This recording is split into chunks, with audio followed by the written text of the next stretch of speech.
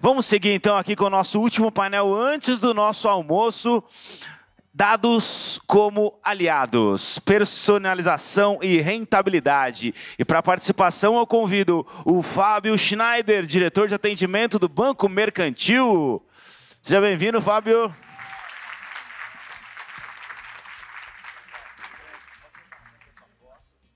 Convido também o... Eu falei Fábio, é Fabiano. Me perdoa, Fabiano. O Wellington José, diretor de tecnologia da Riachuelo. Seja bem-vindo.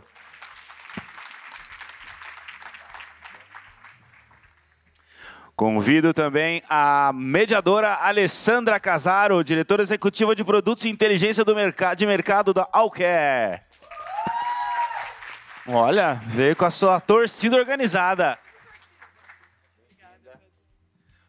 Olha, peço a gentileza para vocês, temos 50 minutos aqui de apresentação, de papo, e se vocês puderem, nos 5 minutos finais, já fazer os agradecimentos para a gente não extrapolar o tempo, pode ser? Então, bom painel para vocês.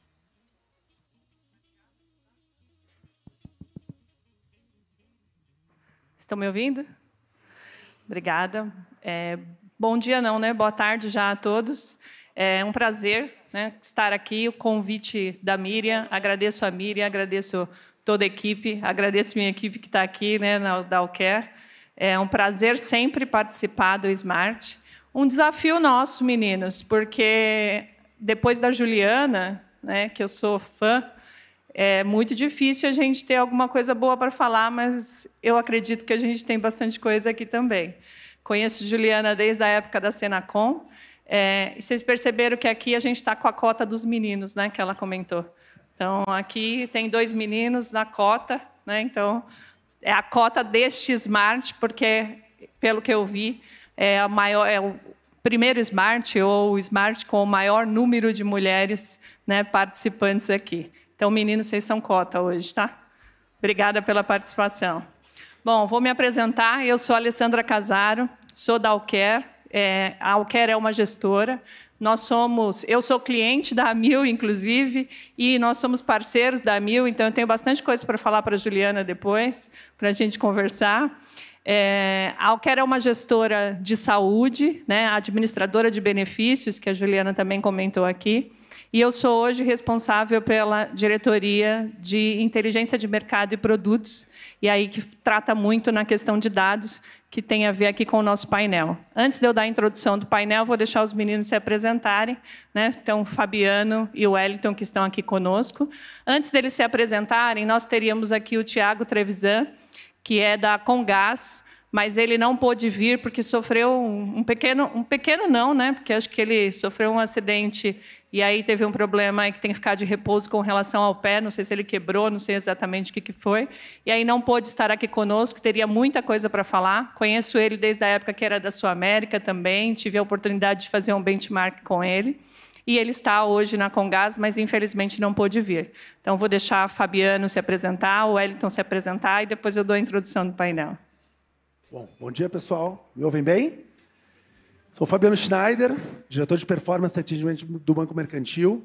Agradecer aí o Smart, Miriam, né, parabenizar pelo evento, porque para nós é sempre uma honra poder estar aqui aprendendo, contribuindo e, né, dividindo com vocês um pouquinho do que a gente está fazendo lá. Obrigado. Wellington, né, vamos fazer um bom painel. Boa. Pessoal, bom dia. Primeiro, parabéns de novo pelo evento. Muito bacana estar aqui no Smart.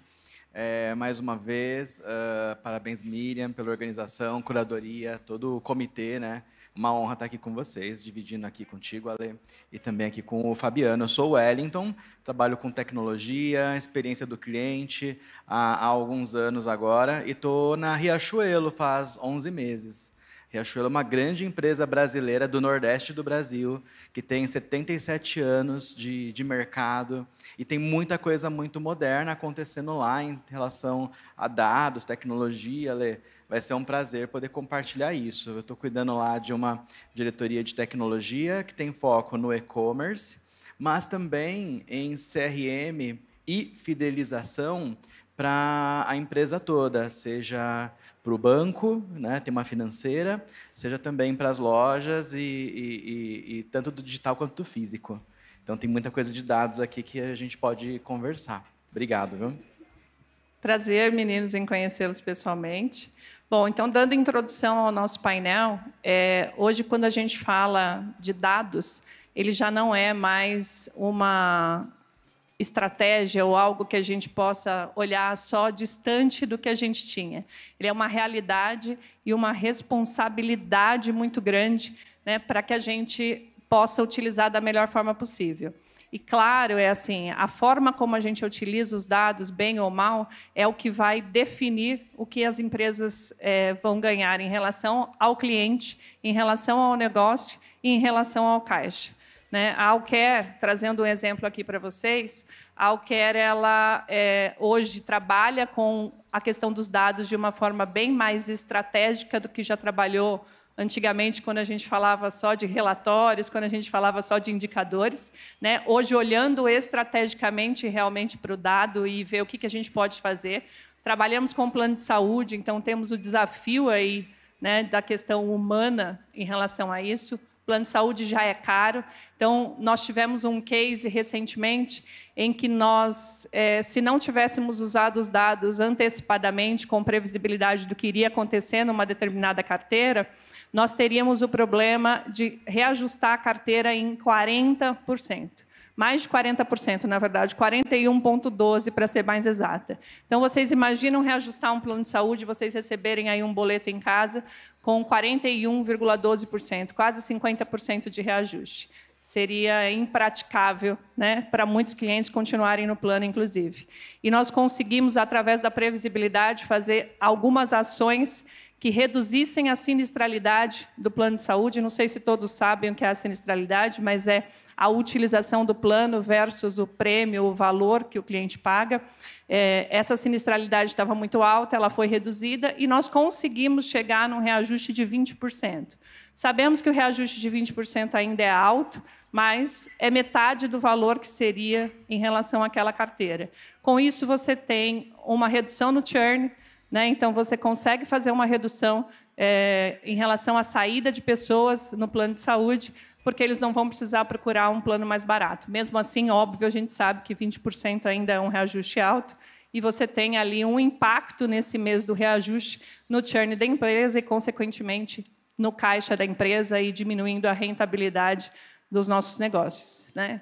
Então, dando introdução ao nosso painel, é sobre dados realmente que a gente vai falar, mas não sobre dados como um assunto de PowerPoint, né? Mas sim sobre dados de fato real e como eles podem trazer rentabilidade para o negócio, como que eles podem trazer a visão do cliente de uma forma muito mais perceptível, muito mais estratégica e que a gente consiga aí trabalhar.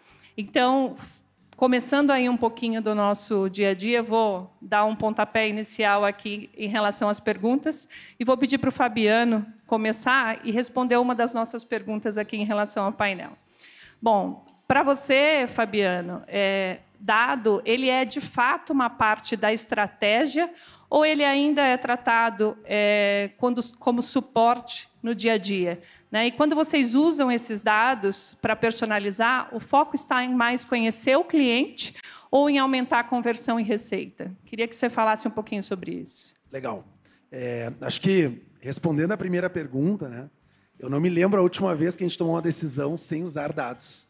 Acho que ela já responde, né, bastante daquilo que a gente está conversando. Mas, entrando no cerne da questão, acho que estratégia, ela parte da visão dos dados que nós temos, né? Acho que hoje a gente tem um grande desafio, né, que passa pela organização dos dados, né? Todas as empresas vêm evoluindo, mas ele hoje, para nós, falando muito lá do Banco Mercantil, inclusive na nossa área, né, boa parte do time está aqui, a gente passa semana a semana buscando mais dados para poder tomar uma decisão melhor, né? Seja do ponto de vista de rentabilização, personalização, né, para que a gente consiga sair um pouco da massificação da tomada de decisão. Acho que esse é o grande desafio, né? E quando a gente pensa o porquê desses dados, eu digo que as duas respostas, né, ou as duas opções da pergunta, elas estão certas. Mas eu acho que ela parte primeiro de buscar o engajamento, de buscar o entendimento do comportamento desse cliente, porque a parte de rentabilização ela acaba sendo consequência. né? Uma coisa não pode vir antes da outra, porque se você olha só para a rentabilização, talvez a tomada de decisão ela é ruim, né? Eu brinco muito, né? Tem uma parte do time, a Lu tá aqui, e a gente vem participando aí semanalmente dos comitês de projeto, né? Um bom exemplo é a última semana, em que nós estamos lá num projeto de modernização, né, e automatização do nosso call center, nossa central, numa lógica de eficiência, mas também experiência. E nós mostramos, por exemplo, que um cliente que tem uma demanda atrasada acima de 15 dias, o churn desse cliente é 12,4 vezes maior do que um cliente que tem a demanda atendida no prazo. Então, a partir dali, a única tela, né, o CEO nosso olhou e disse assim, ó, não precisa mostrar mais nada, está aprovado. Então, acho que o quanto o dado pode realmente nos ajudar a defender uma questão que tem cerne no engajamento e na experiência, mas que, no fim, ela também vai gerar resultado financeiro. Perfeito. Acho que muito alinhado ao painel da Juliana, né, porque falando em centralidade do cliente, usando a tecnologia, quando a gente fala em rentabilidade, como é que a gente fala em rentabilidade se a gente fizer as economias burras? Né? Então, a gente tem que se preocupar com o cliente. Então, reduzir o tempo aí de atendimento do cliente, com certeza, reduz também o churn e traz, obviamente, maior rentabilidade. Então, maior rentabilidade é consequência dos atos que a gente faz hoje na empresa. Então, seguindo aqui conosco, vou pedir para o Wellington responder uma das nossas perguntas, que vai muito em relação à rentabilidade, né? Qual é o impacto aí? Então, quais indicadores hoje, Wellington, vocês olham na empresa para provar que uma iniciativa é baseada em dados e que gerou um resultado financeiro de fato? E qual é o retorno que vocês tiveram dessas iniciativas? Boa. Quando a gente está no ambiente digital, então, se for falar, por exemplo, de e-commerce, aplicativo, todas essas plataformas que a mensuração não é que ela já aconteça, né? Mas implementar a mensuração é muito mais acessível, fica muito fácil a gente perceber como alguma mudança na experiência que a gente faz ali em uma interface, em uma navegação, pode ser em um caminho dentro de um chatbot ou de uma URA, trazendo para o atendimento. Mas pensando em e-commerce, tem uma jornada, e aí eu tenho ali uma página de produto. E quem já viu ali, né, no e-commerce uma camiseta, um tênis, um vestido, e percebeu que não tinha o tamanho, não tem o seu tamanho. Tá legal o produto, tá legal o preço, mas seu tamanho esgotou. Quando a gente olha esse tipo de experiência e a gente pensa ali, poxa, o que eu posso oferecer aqui na interface para mitigar esse problema, para fazer essa jornada continuar? Quando, em algum momento, a gente trabalhou com recomendações de produtos similares nessa mesma página, então eu mostrava, olha, esse vestido no tamanho 38 acabou, putz, mas eu tenho muitos produtos semelhantes. E eu tenho eles semelhantes numa faixa de preço compatível e também no tamanho 38. Né? Quando você oferece isso num lugar acessível, que a pessoa não vai ter que rolar a tela. E, estou falando de rolar a tela, mesmo essa rolagem da tela é algo que é mensurável, é algo que eu tenho dado de quanto as pessoas estão descendo e qual que é ali a profundidade de navegação. Às vezes a gente discute muito, né? Vamos colocar lá no rodapé da página o telefone. Pô, mas será que as pessoas até rolam tanto assim no fim da página, né? Então, tudo isso são pontos ali de contato, são esses touch points, e de alguma forma dá para a gente mensurar, dá para metrificar. Vamos voltar para o caso aqui do produto, então, que eu tinha um produto similar. Então, quando eu passei a oferecer esse produto similar, o que eu já sabia de cara? Quantas pessoas que chegavam nessa página, que tinha tamanhos esgotados, abandonavam a navegação? Então, eu sabia que chegavam lá 100 pessoas na página, e dessas 100 pessoas, sei lá, 1, 2 compravam. A partir da hora que eu estou oferecendo um produto similar, eu sei, a partir dessa página, quantas pessoas agora visitam uma segunda página e quantas no final fazem a compra. Pode ser que eu não vou ter um número de conversão, que a gente chama, que seria exatamente igual ao número que eu teria se a grade fosse completa. Mas o fato de eu ter oferecido opções me faz recuperar parte desse resultado. Então, eu estou trabalhando primeiro no comportamento, na captura de dados ali de navegação, para modificar a experiência, e aí sim, a partir disso, eu observar se eu tenho mais transações. Eu costumo dizer muito que a gente tem 2 tipos de dados, basicamente. Dados transacionais, de algo que aconteceu ali intencionalmente, ou algo ligado a como é a nossa empresa. Então, imagina na Allcare, sabe quantas vidas você tem, quantas consultas médicas essas vidas estão fazendo, né? Então, esses são dados super transacionais. Mas, quando você tem alguém ali navegando no aplicativo para consultar a rede credenciada, olha só, isso não é necessariamente uma transação, mas isso é algo muito importante também. Que filtro que as pessoas mais estão colocando e onde elas estão buscando assistência que está retornando 0 resultado? Que está retornando ali só 2 ou 3 assistências, mas parece que a demanda por aquilo, no comportamento, é relevante. Então, quando a gente olha nos números, olha só que interessante. Parece que 5% dos nossos dados, às vezes 10% no máximo, seriam dados de transação. E todo o resto, espalhado por aí, não organizados, ou até mesmo, infelizmente, não capturados, poderiam ser esses dados que a gente chama eles de dados não monetizados. Eles não vão gerar uma receita direta agora, mas eles poderiam gerar muito aprendizado que eu poderia usar depois. Né? Então, acho que no digital é muito mais fácil orquestrar isso, mas em espaço físico, em uma loja Riachuelo, como a gente tem aqui embaixo, né? Que tem mais de um piso, também tem soluções tecnológicas para a gente resolver essa questão. Eu tenho contagem de fluxo, eu sei as áreas quentes dentro da loja, eu posso, a partir disso também, se eu perceber que o caixa está com muita fila, eu saber o tempo de fila e já trigar para mais gente lá ajudar na operação. Se for o cartão Riachuelo, que está aí o pessoal escaneando, como é que eu resolvo isso? Então, é bem difícil pensar em um mundo em que não é possível metrificar tudo, mas que ainda assim a gente tem que escolher, né? Vamos escolher o que metrificar primeiro, né, Ale? Senão, acho que a gente vai no desafio de organizar a casa tempo demais, mas não aproveitar também os ganhos que a gente pode ter com isso, sabe? Tem as 2 coisas. Senão, acho que vira o que a gente estava falando, que eram só indicadores. Se a gente tenta olhar para tudo, né, a gente acaba não conseguindo olhar para nada. Né? Então, a gente tem realmente que fazer algumas priorizações. Acho que é extremamente importante e relevante a priorização.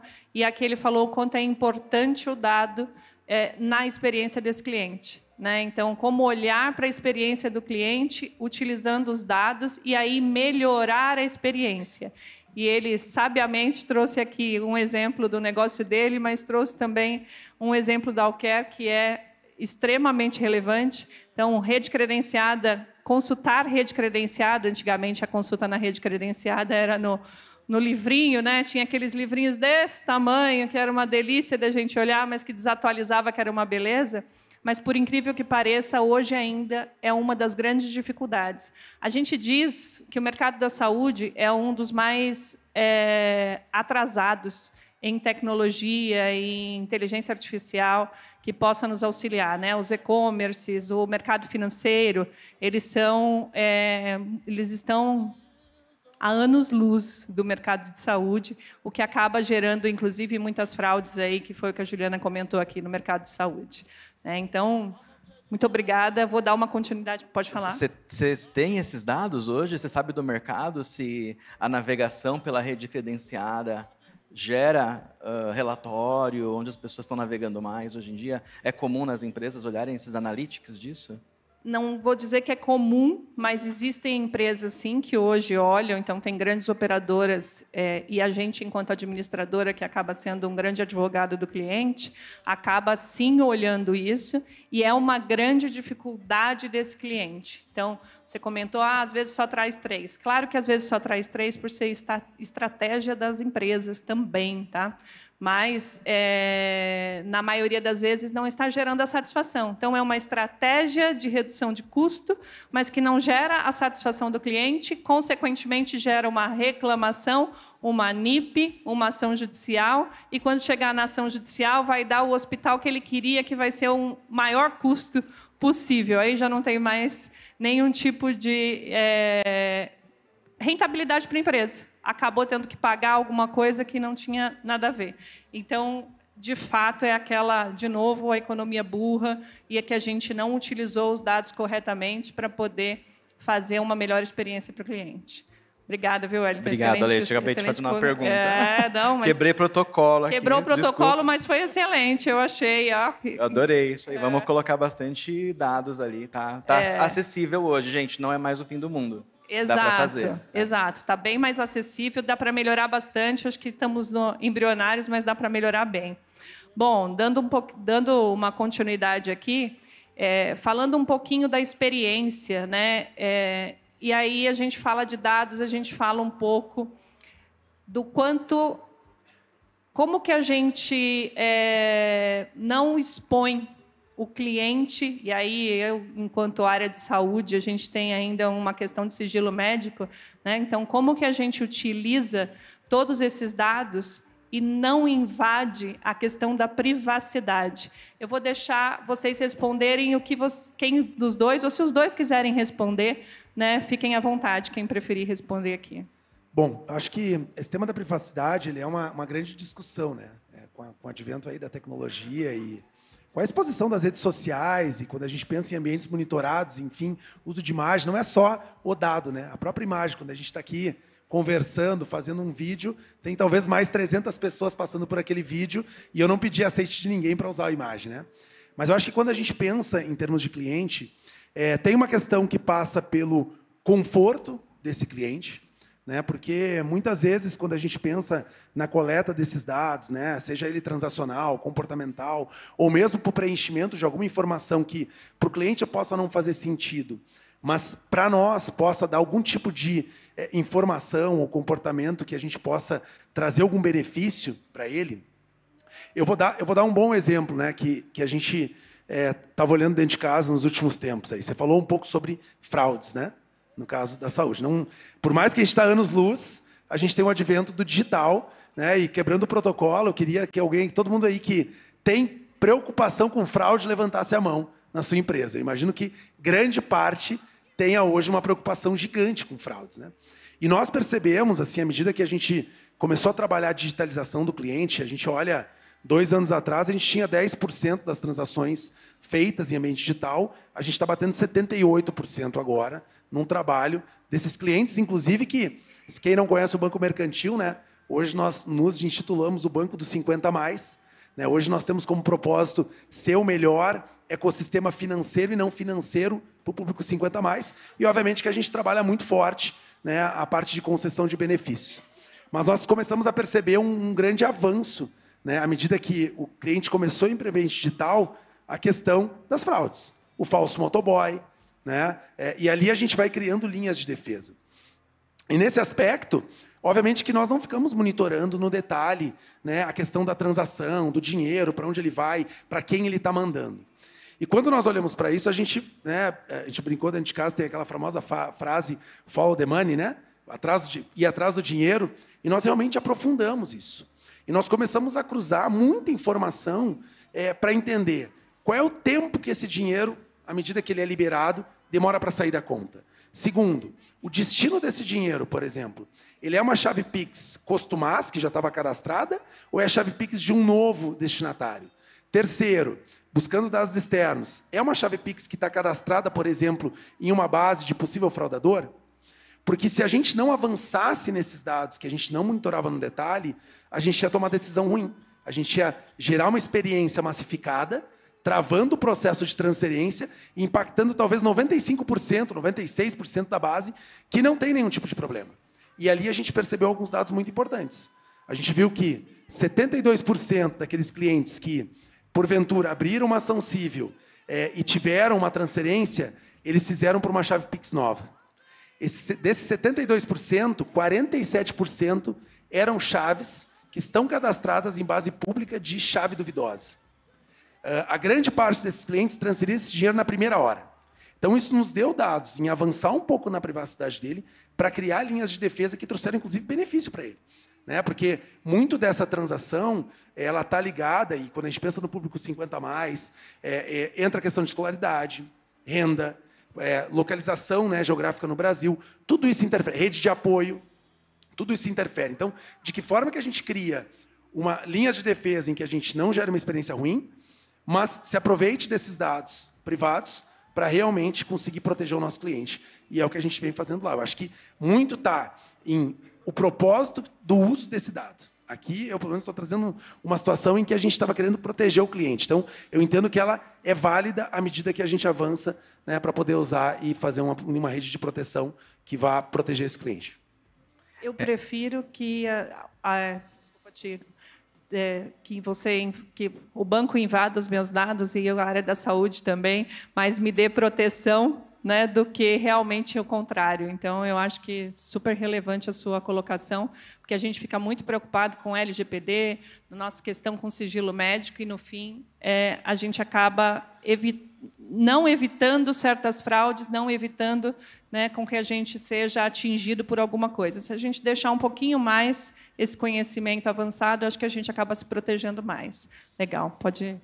Pensando no varejo, diferentemente de serviços regulados, como o caso de saúde e área financeira, o varejo ele tinha um pouco mais de flexibilidade para lidar com relação às questões cadastrais, e isso até começar a chegar a leis de privacidade lá na Europa e depois também aqui no Brasil com a LGPD. Então, hoje, acho que uma grande preocupação de um varejista, principalmente super omni, e que tem uma financeira, como é o caso da Riachuelo, é a gestão dos consentimentos. É entender para aquele cadastro o que eu posso fazer, o que foi permitido que a gente atue em termos de mensagem automática de marketing ou mensagem automática ligada a notificações de um pedido que foi feito. Então, tem como se fosse ali uma gestão de níveis, né, potenciais de consentimento que as pessoas podem dar, sejam clientes ou sejam visitantes, porque tem a parte dos cookies também, que estão ali, né?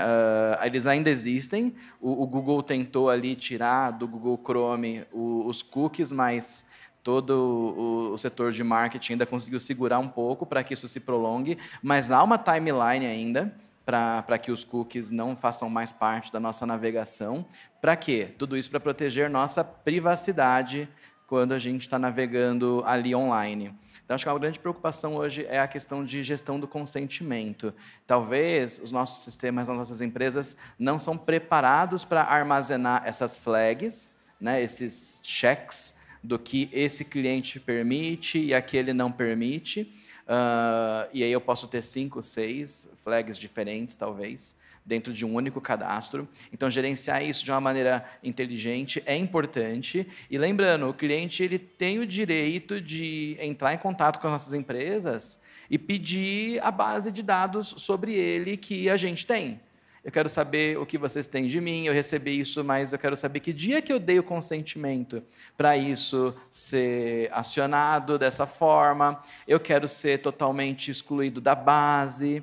Então, tem toda uma inteligência que, claro, dependendo da indústria e da demanda que os times, né, da gente recebam, ligados a temas de privacidade, vai dar para a gente um pouco mais ou um pouco menos de trabalho, né, para gerenciar. Mas, a partir do momento que a gente consegue ter projetos mais estruturantes e colocar isso dentro ali da agenda e desenhar isso já no design, fica muito legal. A gente tem hoje uma base de mais de 30 milhões de clientes e a gente sabe dessas pessoas quem a gente tem os consentimentos, quem a gente não tem. Com isso, fazer ações, fazer ativação fica ainda mais seguro. E o cliente não vai pegar, por exemplo, um número de WhatsApp que eu estou usando numa ativação e ficar denunciando para a Meta o número e eu perder o número e virar um spammer e dar esse tipo de problema. Então, é bom para todos os lados, mas exige aí algumas, acho que, melhorias técnicas de fundação ligadas ao cadastro de cliente. Então, isso mostra para a gente como o CRM é muito mais do que uma ferramenta que eu coloquei e falo, olha, esse é o meu CRM. poxa, é muito difícil uma ferramenta sozinha, talvez, conseguir fazer esse todo da gestão de consentimento, ali depois dos engajamentos em várias plataformas, saber o contexto do que está acontecendo dentro da sua empresa e aí acionar. Então, a gente acho que tem que ver CRM como algo um pouco maior e que armazena tudo isso para nos dar segurança jurídica, e a gente poder o quê? Usar isso também a nosso favor depois de resultados, com uma super tranquilidade, né? E cumprindo os requisitos. Legal, perfeito. E acho que mostra bastante o aliado da tecnologia, quanto é importante para que a gente tenha o cliente que quer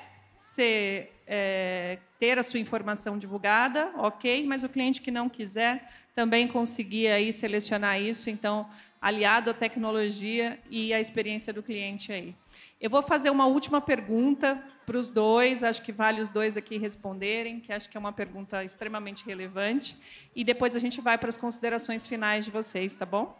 Bom, eu queria saber agora qual que foi o maior obstáculo de vocês, se foi cultura, se foi falta de ferramentas, se foi resistência, se foi medo de errar, justamente na utilização dos dados, né? E qual foi aquele erro que vocês cometeram no início, quando começaram a utilizar os dados como estratégia e começaram a olhar, a gente começa a olhar para os dados de uma forma errada, muitas vezes, né, para tomar uma estratégia e falar assim, eu fiz uma leitura errada, porque não é simples ler o dado, né? Porque não é só lá o dado que está, é complicado. Então, assim, dentre esses fatores que eu falei, ou até outros fatores, qual foi o maior desafio e qual foi o maior erro cometido de vocês? Acho que um desafio é que mesmo às vezes equipes que possam ser equipes técnicas, não necessariamente elas estão com essa linha de pensamento de já começar os projetos capturando os dados desde o início. Então, o pessoal às vezes tem um mega trabalho, um esforço, coloca uma energia, faz o lançamento de uma nova funcionalidade, de um novo produto, e você tem condições de, a partir da primeira venda daquele produto, a partir dos primeiros usos, ter os relatórios, ter informações. E a gente, às vezes, ainda se depara com, mesmo o pessoal que trabalha muito próximo aos times de dados, falando, tá pronto, aí, que legal, quantas pessoas já usaram? Não, a gente não tagueou ainda, mas é a próxima etapa. Então, isso é muito... ainda é muito frustrante, é um desafio, acho que, cultural. Sabe? Então você pensa, não, basta a pessoa ter um mindset aqui específico, que ela é de exatas, não humanas. Não, não é por aí. É realmente uma questão cultural. Acho que a gente vai pegando mais isso conforme mais gente faz pergunta para a gente e a gente percebe como é importante ter os dados para poder responder. Né? Então, já me deparei muito com o lançamento de funcionalidades que, infelizmente, a gente não estava preparado ainda para responder. E, às vezes, você já lançou uma versão do aplicativo na loja lá da Apple, na App Store, no Google Play. Para você colocar outra versão lá agora, vai levar alguns dias depois para aquilo ter a adoção nos telefones das pessoas. Então, é muito, muito frustrante, né? Então, acho que é mais cultural. Então, acho que todos nós podemos ser, não tem uma questão de mais exatas, humanas, não. Acho que todos nós podemos ter esse aculturamento do digital e de coletar dados, e a gente pode fazer isso. A gente pode priorizar coisas errado quando a gente não tem dados, né? Então, eu já vi bastante funcionalidade que muita gente acredita, mas que não tem necessariamente algo por trás. E você gasta, às vezes, num projeto, talvez 4 meses de uma squad, de uma equipe, implementando algo que não vai ter adoção. E na ponta do lápis, quando você vê o quanto aquilo custou de investimento, é muito caro de fazer. É muito caro. Você fala, putz, você gastou tanto, isso não traz receita, então a gente não tinha os dados certos para ter feito aqui essa intervenção.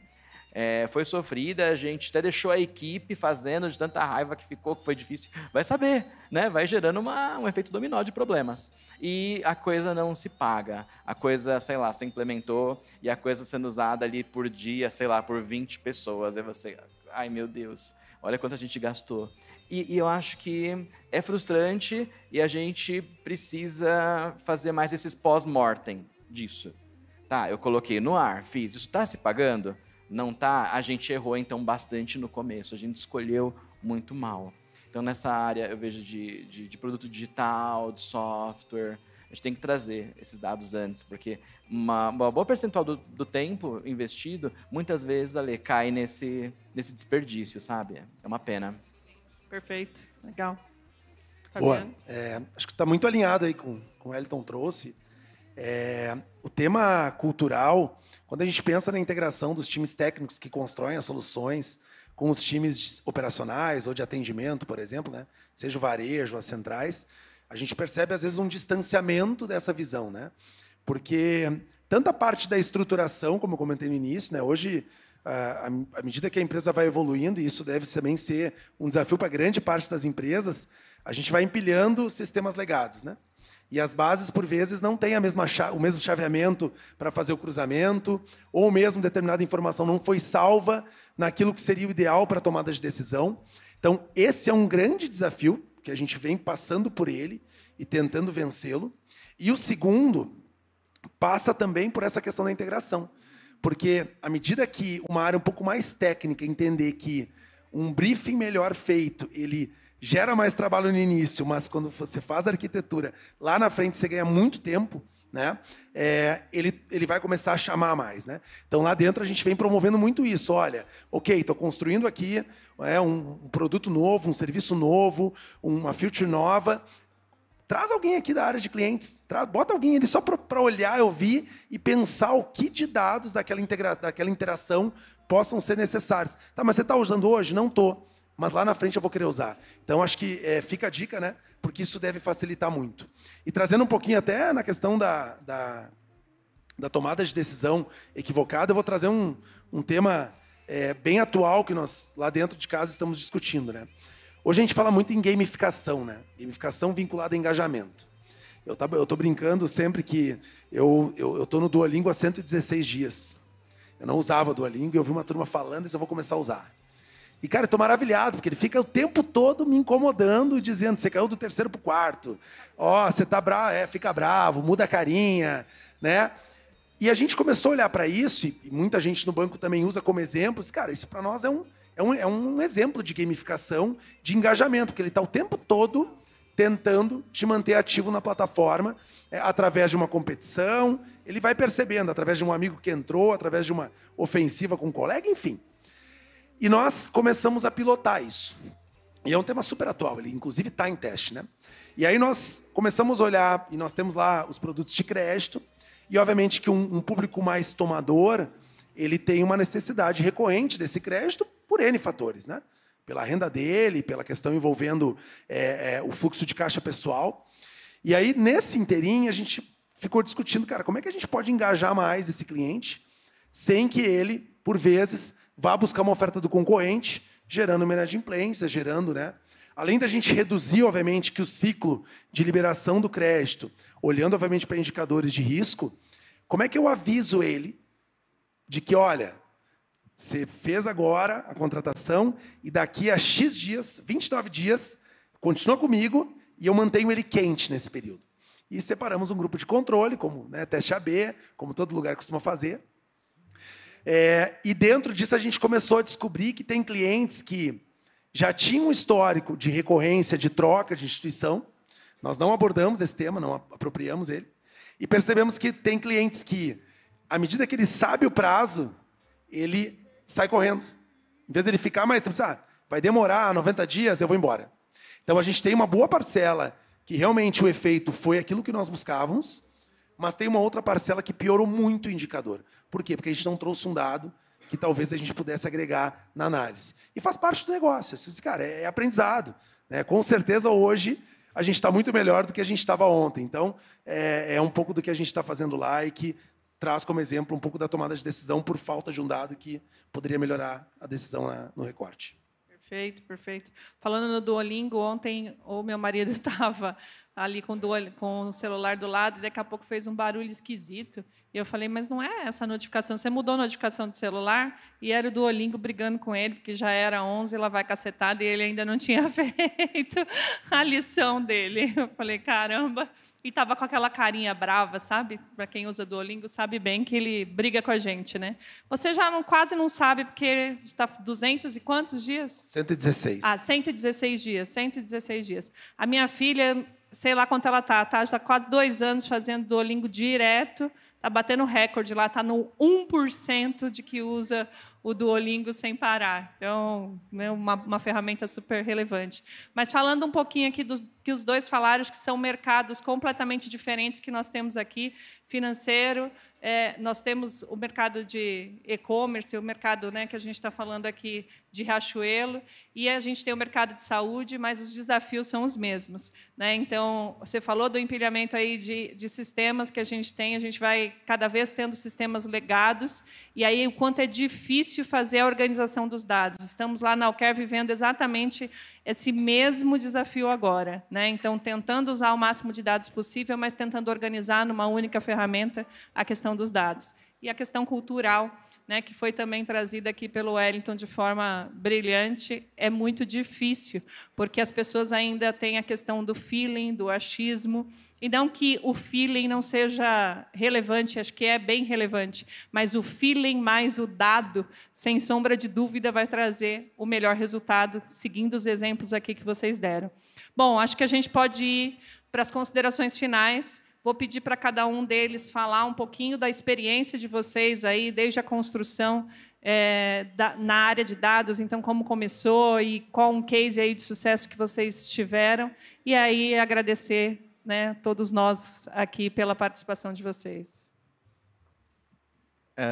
Obrigado de novo, Ale. Pessoal do Smart, Miriam, obrigado de novo. Acho que dados é algo realmente muito legal, que faz parte do nosso dia a dia. Esses casos do Duolingo são incríveis, porque tem uns artigos das equipes de dados do Duolingo mostrando o quanto cada mensagem dessas do Duolingo Bravo não vai ser a mesma para cada um de nós, de acordo com como a gente responde.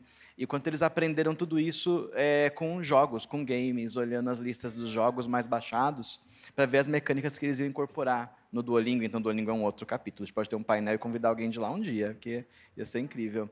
E aí, dados, eu acho que nessa jornada em que eu tenho tido de digital tech, realmente é algo, gente, que tem solucionado muitos problemas para varejo e para moda, para produto físico, para experiência presencial nos lugares. Dados certos, na hora certa, na mão das operações, também é algo que ajuda muito. Em algum momento ali a gente colocou nas mãos das pessoas da operação de logística reversa, tablet com dados de produto muito atualizados para saber se o produto tinha que ir para uma rota de que ele podia voltar a ser vendido ou não, ele ia para uma rota de que ele ia ser destinado para ser reciclado, qualquer outro fim, doação. Tudo isso colocando dados na mão das pessoas. Porque quando a gente pensa em dados, a gente não pode mais pensar só num Power BI, num dashboard. A gente tem que pensar em dados realmente empurrando, né, as coisas, dados realmente trazendo melhoria. Para concluir, agora, quem entrar aí no aplicativo da Riachuelo, no site, 30% de vocês vão ver uma experiência específica de busca e navegação. E outros 70% vão ver outra. A gente está rodando um experimento agora. Com uma ferramenta... Aqui. Pode entrar. Vamos ver depois em qual que a gente está. A gente busca calça jeans e vê se dá os mesmos resultados. O que a gente está fazendo? A gente está realmente usando dados históricos, e para uma busca, para mim, de calça jeans, não pode dar os mesmos resultados do que para a Alê.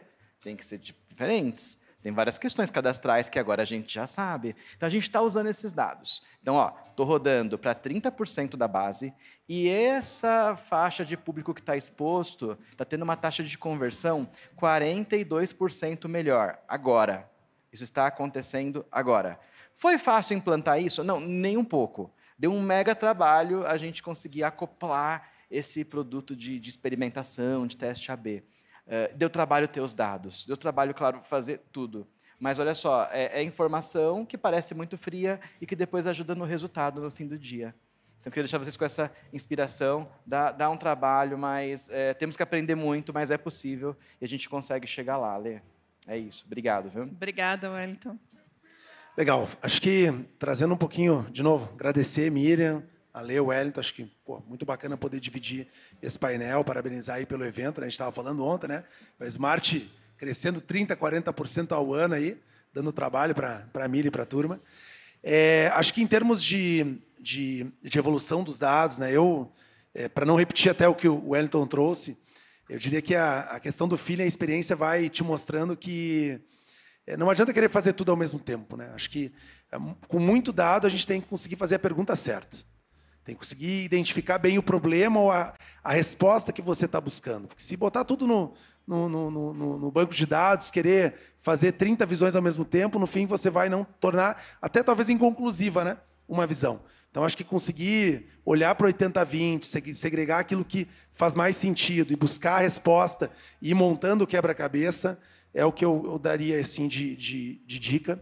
E trazendo um case, assim, só para a gente complementar uma coisa que deu muito certo. Hoje, como eu falei, nós somos o quarto maior pagador de benefícios do INSS e nós recebemos aí um volume considerável de novos beneficiários a todo mês. E a gente tem lá um procedimento que nós chamamos de primeiro atendimento, que é esse cliente receber a cartinha, ir até uma agência, e grande parte ele nunca atuou conosco, né?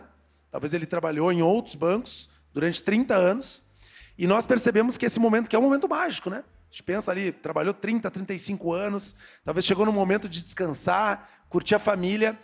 A gente começou a perceber que, em algum momento, o nosso NPS não estava legal. Eu disse, cara, mas o que está acontecendo, né?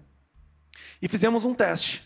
A gente pegou um único ponto de atendimento nosso, e durante 30 dias a gente ficou fazendo um contato prévio para esse cliente, tentando, primeiro, fazer um agendamento, fazer um link dele com o gerente que ia atendê-lo, ou o agente comercial lá da loja, tirando dúvidas, né, de quem era o mercantil, explicando para ele o que ele ia esperar, já falando um pouco dos produtos. E, para nossa surpresa, a gente foi monitorar esse comportamento e nós vimos que o NPS cresceu quase 20 pontos percentuais. O nível de IPP, né, de penetração dos produtos, cresceu mais de 32% nesse cliente, nessa primeira abordagem. E nós temos um procedimento lá dentro, um programa, na verdade, que é o Indicaí, né? Então, a gente promove que os nossos clientes satisfeitos indiquem clientes, né? E ele é remunerado por isso, se esse cliente vir realmente a virar cliente do mercantil. E, para esses clientes que a gente fez o contato prévio, a gente cresceu mais de 50% o nível de indicação já na primeira abordagem. Então, assim, e depois virou um procedimento, né? Porque se você chega ali e diz, olha, eu quero botar uma operação para fazer um contato, seja ele humano ou digital, né? Aqui eu estou falando de contatos por telefone, ou a própria Mel, que é o nosso agente virtual. Talvez não fosse uma coisa que fosse adiante, mas a gente comprovou que tirar essa ansiedade, explicar um pouco mais, agendar este horário, né? Fazer o link da pessoa que ia recebê-lo, gerou um comportamento muito mais, de muito maior satisfação na experiência e, ao mesmo tempo, rentabilizou o negócio, como eu estava falando aqui. Então, é um case que, para nós, é de sucesso lá, do agendamento do primeiro atendimento. Legal, obrigada, Fabiana. Bom, vou falar um pouquinho só o meu desafio aqui também da Alcare, antes de terminar. A gente está com 2 minutos aí para concluir. A gente é uma empresa que cresceu 53% no ano de 2022. Então, imaginem uma empresa que era pequena e ela se torna uma empresa bem maior aí num único ano, e o quanto é de desafio em relação a dados, né? Então, nós olhávamos para dados, aquilo que os relatórios dos sistemas nos traziam, nem um Power BI a gente tinha inicialmente. Então, eu era da área de operações, não era da área de dados, mas dentro da área de operações nós começamos a construir alguns indicadores no Power BI, começamos a utilizar esses indicadores de forma um pouco mais estratégica, mas nem comparado a como se usa hoje, né? Na verdade, eles eram indicadores, a gente olhava para eles e falava assim, o que eu faço com isso? Né? Mas, pelo menos, eu tenho aqui as informações que a gente antes mal tinha, né, de informação. Essa área de dados ela cresceu dentro da área de operações e, obviamente, não pôde ser mais só da área de operações, ela foi para uma área, né, para uma gestão da presidência, então, ser uma área que fosse ligada direto à presidência, porque ela foi crescendo e foi olhar para todos os negócios e não só a área de atendimento, a área de operações, churn, que a gente, né, tinha... Foi o primeiro indicador que nós criamos lá, foi o indicador de churn. E aí, esse ano, eu fui convidada, né, na empresa a assumir um novo desafio, que foi ir para a área de produtos e inteligência de mercado, e aí a área de dados já num tamanho maior, agora com esses desafios de realmente usar os dados de forma mais estratégica, né? Então, esse foi eu já misturei aqui o desafio, as coisas que a gente fez errado no início, mas só para trazer um pouquinho também da experiência da Alquer para vocês. Tá? Muito obrigada, Fabiano. Obrigada, Wellington. Acho que foi um painel super rico. Né? Obrigada pela participação de vocês. Miriam, muito obrigada pelo convite mais uma vez. Viu? Obrigada a todos que estiveram aqui, que tiveram paciência de nos ouvir aqui um pouquinho. Muito obrigada. É um prazer sempre estar aqui com vocês. Obrigada. É um prazer nosso. E, na verdade, uma salva de palmas para eles, claro. Vejam só, esse painel aqui é um painel bastante técnico, né? Só pessoas profissionais, executivos, com esse nível de conhecimento que podem conduzir um painel como esse, trazer tantas práticas bem-sucedidas, algumas, como você colocou agora no final, Fabiano, obrigada. Poxa, tinha uma questão difícil, um desafio, vocês foram lá e, com os dados, conseguiram transformar num case de sucesso, né? Aliás, eu sei que Alquer e Mercantil estão concorrendo hoje à noite à premiação. Riachuelo ainda não, mas quem sabe ano que vem, não é? Porque tem cases aqui, Wellington. Mas quero agradecer demais o conhecimento que vocês trazem no painel tão técnico. E vou colocar um desafio para que a gente, o ano que vem, tenha também mais um novo painel de dados, porque isso é premente, né? Não tem como você ter uma operação bem-sucedida se não estiver baseada em dados. Então, e a inspiração de dados foi do ano passado, do Fabiano, muito obrigada. Então, nós vamos continuar com esse desafio de todo ano no Smart, a gente aperfeiçoando esse tema e trazendo mais e mais práticas de sucesso. E muito obrigada a vocês, brilhante. Agradeço muito tempo e presença. E agora, acho que todos querem almoçar.